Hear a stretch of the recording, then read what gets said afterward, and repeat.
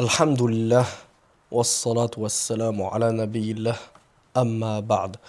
Dans la question précédente, nous avons vu comment était al-hashr, c'est-à-dire le rassemblement.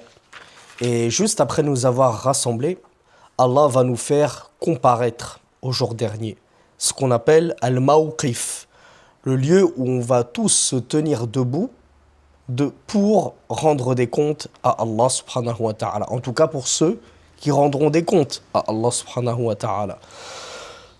Donc le cheikh nous dit dans la question numéro 115 Kayfa sifatul mawqif min al-kitab, et dans la question 116 min as-sunnah.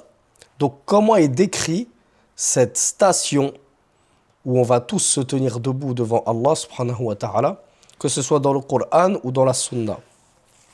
Le cheikh, pour y répondre, cite plusieurs versets, notamment dans la sourate Ibrahim, Abraham, versets 42 et 43. Allah nous dit وَلَا تَحْسَبَنَّ اللَّهَ غَافِلًا عَمَّا يَعْمَلُ الظَّالِمُونَ إِنَّمَا يُؤَخِّرُهُمْ لِيَوْمٍ تَشْخَصُ فِيهِ الْأَبْصَارُ مُهْطِعِينَ مُقْنِعِي رُؤُوسِهِمْ لَا يَرْتَدُّ إِلَيْهِمْ طَرْفُهُمْ وَأَفْئِدَتُهُمْ هَوَاءٌ. Allah Azza wa Jal nous dit, et ne pense pas qu'Allah soit insouciant au sujet de ce qu'œuvrent les injustes. Il ne fait que les retarder, c'est-à-dire retarder leur jugement et leur compte, pour un jour durant lequel les regards seront figés. Ils se précipiteront les têtes levées. Et les savants expliquaient, notamment l'imam As-Sa'di dans son tafsir, qu'ils auront les têtes levées parce que leurs mains seront telles des jougs enchaînées autour de leur cou.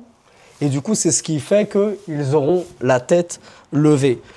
Leur regard ne leur reviendra pas, c'est-à-dire ils auront le regard totalement hagard, pétrifié d'effroi quant à la situation dans laquelle ils se trouveront.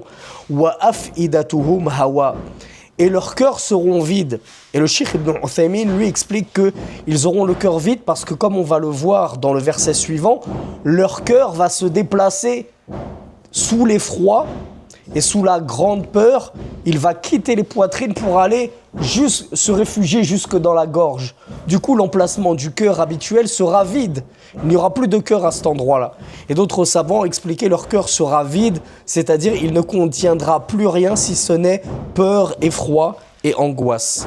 Donc dans le verset suivant de la sourate An-Naba, la nouvelle, verset 38, Allah Azza wa Jal dit يوم يقوم الروح والملائكة صفا لا يتكلمون إلا من أذن له الرحمن وقال صوابا.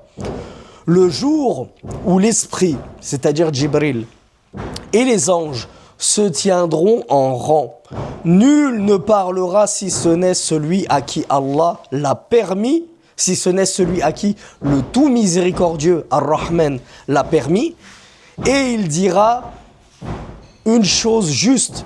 Wa qala ta'ala, et Allah dit dans sourate le pardonneur, verset 18, wa anzirhum yawmal azifati idhil qulubu ladal hanajiri kadhimin ma lidh-dhalimin min hamimin wala shafi'in yuta'. Allah subhanahu wa ta'ala ici dit et avertis-les du jour de celle qui approche, c'est-à-dire de l'heure.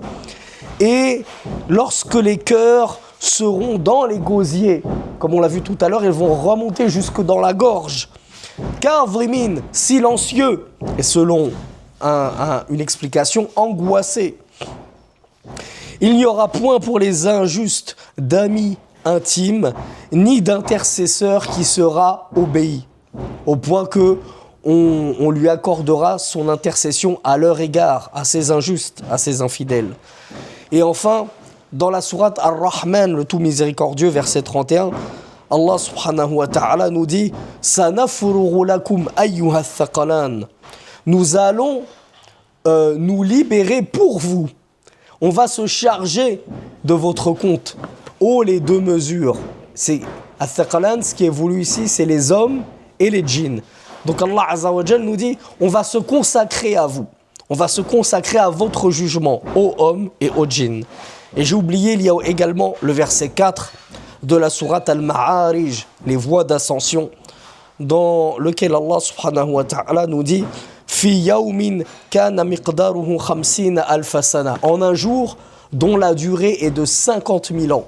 Donc Allah subhanahu wa ta'ala nous montre que ce mawqif, cette station où on va comparaître devant lui, ça va être une station excessivement longue qui va durer 50 000 ans, durant laquelle Allah subhanahu wa ta'ala va se consacrer à trancher entre ses serviteurs et à rendre les comptes, les justes comptes. Et durant ce jour-là, on l'a vu, les injustes et les infidèles seront pétrifiés d'effroi au point que leur cœur remontera jusque dans leur gosier. Les anges et Djibril seront alignés ce jour-là. Nul ne parlera si ce n'est celui à qui Allah Azza wa Jal lui aura permis cela. Et dans la sunna, cette station et cette situation a été décrite ainsi. D'après Ibn Umar radiallahu anhuma, le prophète sallallahu alayhi wa sallam, lorsqu'il récita le verset numéro 6 de la sourate Al-Mutaffifin, les fraudeurs, il dit Yawma yaqumu an-nasu li rabbil alamin. Lorsqu'il récita le jour où les gens se tiendront debout pour le Seigneur des mondes. Rasulullah sallallahu alayhi wa sallam commenta et dit Yaqumu ahaduhum fi rashhihi ila ansafi udhunayhi. L'un d'entre eux se tiendra debout au point que sa sueur atteindra la moitié de ses oreilles. Ce sera un jour où le soleil sera tellement proche de nous que on va tellement suer et transpirer qu'on sera recouvert de notre propre sueur, au point que certains auront de la sueur qui remontera jusque à la moitié des oreilles.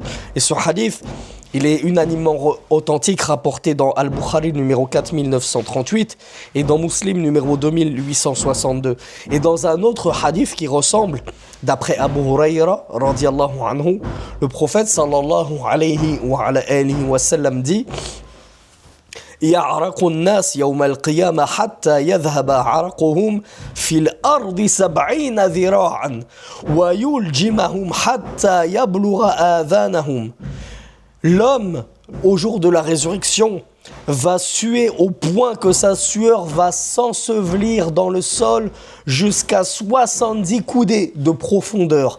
Tellement il va suer, comme on l'a vu pendant 50 000 ans, sa sueur aura le temps de pénétrer jusque dans le sol au point de descendre jusqu'à 70 coudées, ce qui représente à peu près 35 mètres de profondeur. Je ne sais pas si vous imaginez.